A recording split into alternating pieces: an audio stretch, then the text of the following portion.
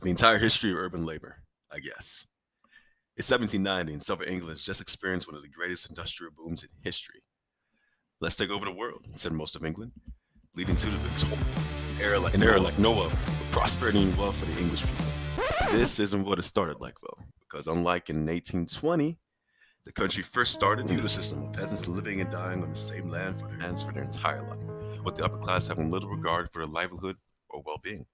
Despite this, one day a man built fences and the enclosure movement started.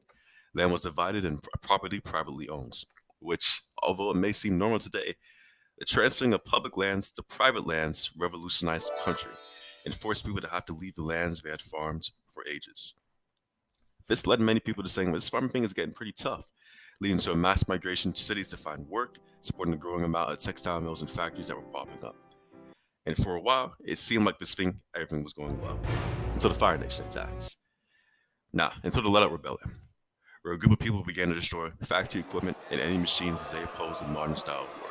This is one of the first major points in the working class struggle, and this incident wouldn't be the end of the working class struggles.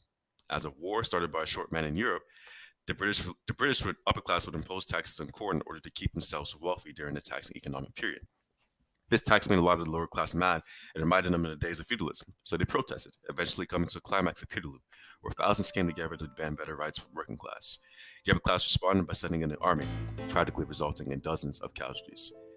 Peterloo was a disaster, and forever changed the working class struggle. One such change was the growing tide of Chartism. Chartism was the idea that each working class person had the right to a vote and a voice.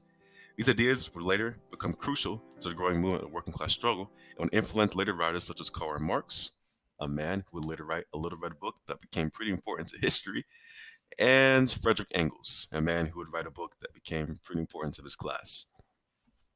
Their ideas would form the foundation of numerous working class parties such as the Labour Party, Reform League, and Trade Union Council. These ideologies and groups continue to this day, continuing to fight for working class rights.